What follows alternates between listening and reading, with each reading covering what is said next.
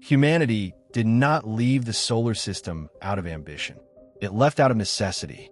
After centuries exploring planets, moons, and asteroid belts, population and industrial growth demanded something no terraformed world could sustain for long: true expansion.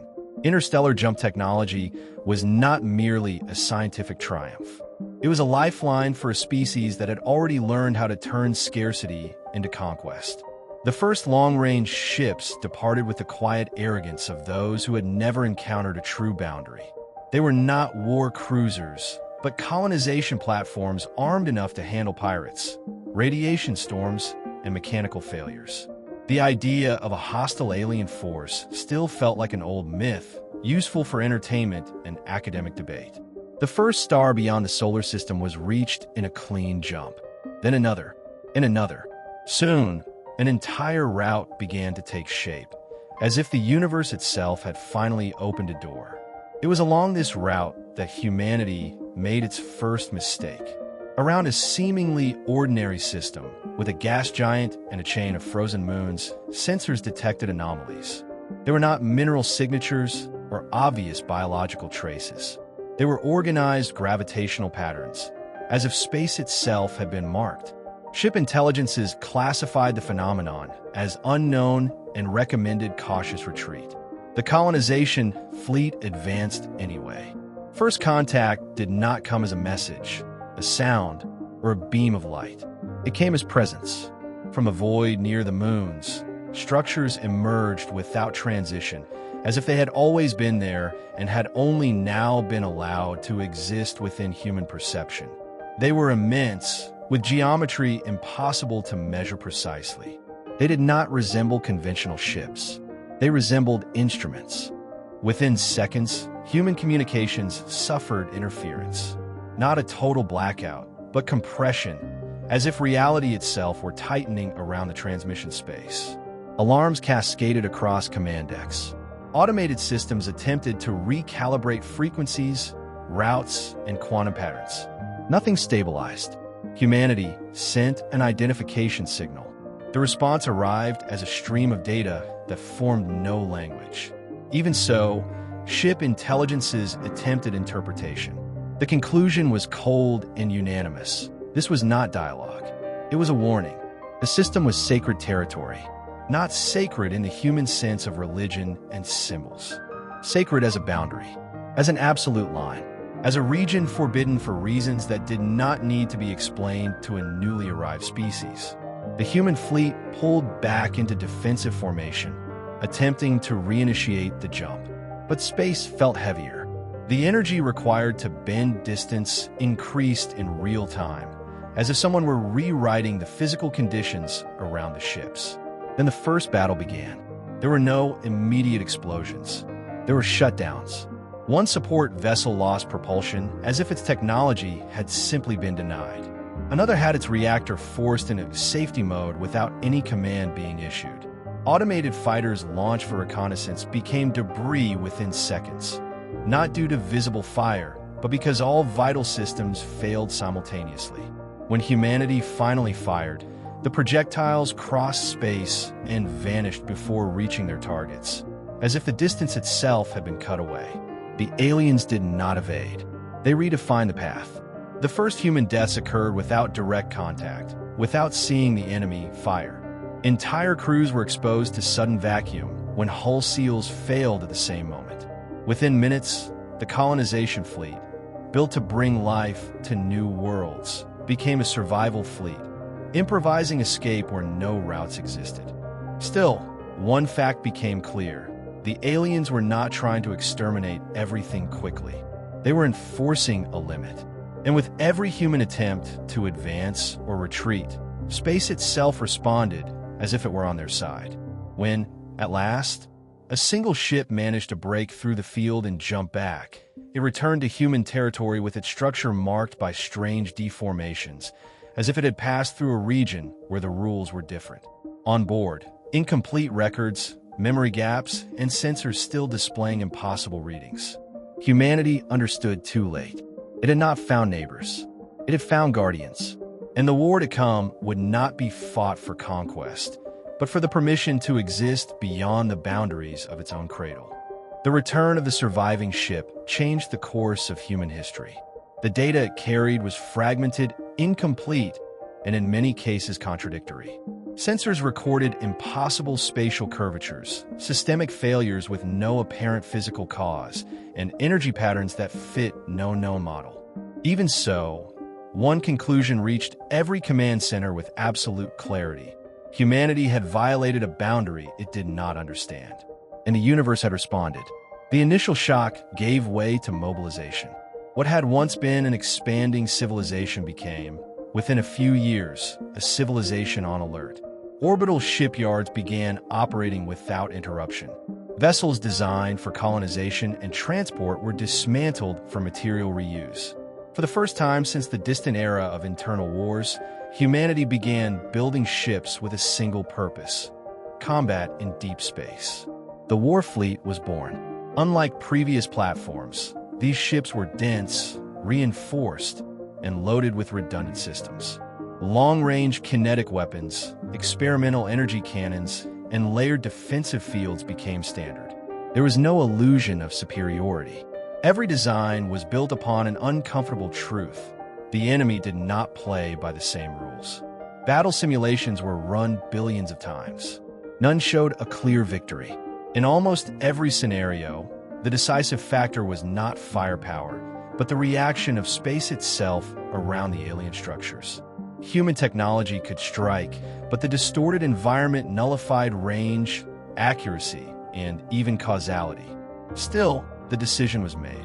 Humanity would not retreat back into its own solar system like a cornered species. If there were guardians beyond the boundary, they would be confronted, not to conquer, but to assert that expansion would not end there. The war fleet advanced along the same route as the initial tragedy. This time, not in exploratory silence, but in full combat formation. Enhanced sensors, disposable probes, and total loss protocols were active from the first jump. Every commander knew there would be no clean retreat. Either the fleet would learn how to fight in that hostile space, or it would not return. The encounter was immediate. The alien structures emerged as before, immobile, precise, indifferent.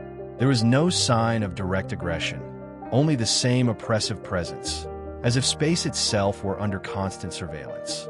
The war fleet held position, activating all defensive systems simultaneously. The first human shot was calculated to test reaction, not to cause damage. A kinetic projectile crossed the distance and, once again, vanished before impact. This time, however, sensors detected something different.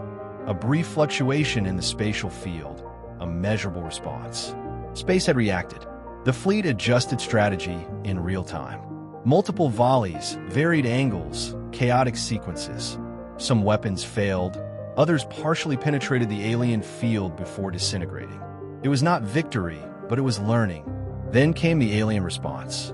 Not as a direct attack, but as imposition. Space around the human fleet began to reorganize. Distances shortened and stretched irregularly. Ships that had been kilometers apart suddenly registered immediate proximity. Navigation systems conflicted. Two frigates collided without ever altering their plotted courses. The battle was not against ships. It was against the fabric of reality itself.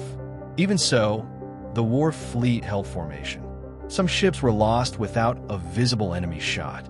Others endured for minutes that felt like hours, with crews operating in environments where time itself showed inexplicable delays and accelerations. By the end of the engagement, the fleet managed to withdraw with severe losses. But it brought back something it never had before: repeating patterns. Alien behavior, though incomprehensible in intent, followed clear limits. They did not advance beyond certain points. They did not pursue. They did not annihilate completely. They defended. The conclusion was inevitable. Humanity was not facing conquerors, nor space predators. It was facing a force dedicated to preventing expansion, a living barrier between galaxies, armed not only with technology, but with mastery over the very fabric of the universe. The war now had definition. It would not be fast. It would not be decisive. It would be a prolonged struggle between a species that needed to advance and guardians that existed to ensure that no one did. The war ceased to be a confrontation between fleets. It became a conflict against the universe itself. After the second encounter, humanity understood that repeating the same tactics would only accumulate losses. Battles were not won by those with more ships, but by those who understood the environment in which those ships existed. And in that environment, the aliens were absolute. Human scientific centers were mobilized like never before. Physicists, gravitational engineers, and artificial intelligences began working not on new weapons, but on something more radical, altering the local behavior of space before engagement.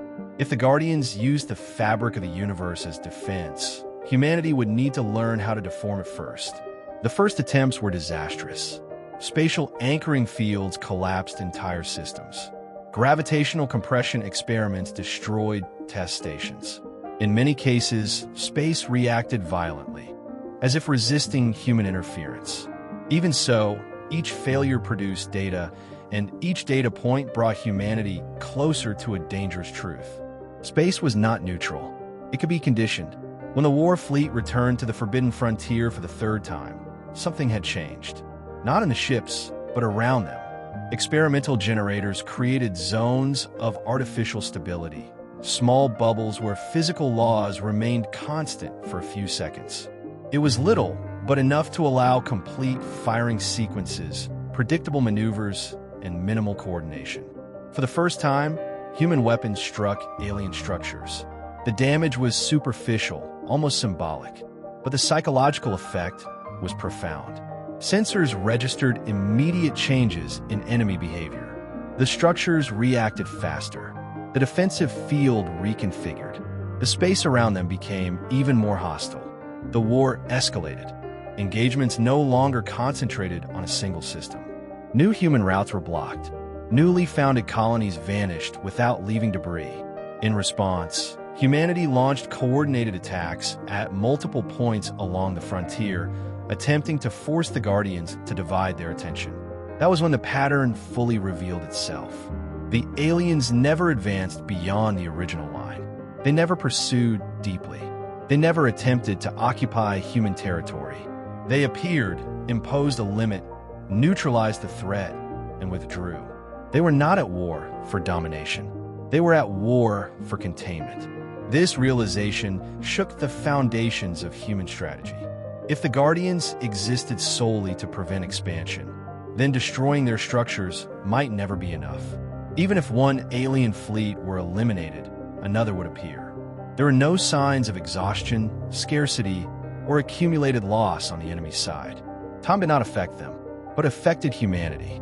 Each year of war consumed resources, lives, and entire systems. The war fleet grew, but the cost grew faster. For the first time, human councils began to discuss something that had seemed unthinkable at the beginning. How far was it worth advancing? Meanwhile, something even more unsettling began to occur. Human artificial intelligences responsible for calculating routes and stability fields started detecting irregularities that had not been predicted. Small variations in spatial behavior that came neither from the Guardians nor from human generators. It was as if the universe itself were adjusting to the constant presence of war. Some theories suggested that this region of the cosmos had been shaped over eras to fulfill precisely that function, preventing young species from spreading without control. Others went further, proposing that the Guardians were not the creators of the system, but merely its enforcers, tools of something far greater. When the war fleet suffered its greatest defeat to date, losing dozens of ships within minutes after a cascading instability, humanity realized it had reached the limit of purely technical learning. Adapting weapons was not enough. Adapting space was not enough. The next stage of the war would require something deeper, understanding why that frontier existed. And, above all, what happened to the species that had tried to cross it before humanity. The truth was not discovered in a battle. It emerged slowly from ruins. After years of conflict, humanity began to encounter something different at the edges of the Forbidden Frontier. They were not human wrecks. nor intact alien structures. They were remnants of unknown technologies, fragmented and ancient, trapped in regions where space itself seemed permanently deformed. The materials did not correspond to any cataloged species. Some were older than any known human civilization. That changed everything. Analysis revealed that these ruins were not the result of the current war. They were traces of far older conflicts, species that had reached advanced levels of expansion and, like humanity, had attempted to cross that frontier. None had succeeded. The pattern revealed itself with disturbing clarity. The region beyond the frontier was not merely protected. It was regulated. Space there functioned as a cosmic containment system, created to prevent young civilizations from spreading without limit. Not to punish them, but to preserve them from something far worse. The Guardians were not judges. They were mechanisms, not in the simple sense of machines, but entities shaped to fulfill a specific function, maintaining balance between galaxies, preventing uncontrolled growth by any one species from causing the collapse of entire regions of the universe. They did not conquer. They did not colonize. They did not expand. They intervened. The war then took on a new meaning. Humanity was not fighting enemies that sought its destruction, but a boundary imposed on the very idea of infinite expansion. Every human attack was answered not with hatred, but with correction. Every advance was neutralized as a systemic fault. Faced with this, human councils divided as never before. Some argued for continuing the war, even with evidence that crossing the frontier could mean extinction. Others understood that persisting would only repeat the fate of the civilizations whose ruins now drifted silently through deformed space. The final decision was not made in a single day. It matured over years of loss, analysis, and silence. The war fleet was maintained, but its mission changed. No longer to force passage, but to study the boundary. To learn how far it was possible to advance without breaking the balance. To transform the frontier from an obstacle into a definitive contour of human civilization. Expansion did not end. It was redirected. Humanity began to grow laterally, exploring deeply the space it could already reach, developing systems, cultures, and technologies within the imposed limits. The frontier ceased to be an immediate enemy and became a constant presence, a reminder that the universe was not infinite in its permissions. The Guardians remained, immobile, silent, observing. They never attacked again as long as humanity respected the boundary. They never offered communication. They never explained anything beyond what the structure of space itself had already demonstrated. Centuries later, the first war beyond the solar system was not remembered as a defeat. It was remembered as an encounter. The moment humanity discovered that the universe had rules older than any species, that advancing without understanding could be as destructive as stagnation, and that existing among the stars did not mean conquering everything, but learning where to stop. The war did not end with victors. It ended with survivors. And for the first time, humanity understood that the greatest challenge of the cosmos was not defeating its guardians, but accepting that not every frontier was meant to be crossed.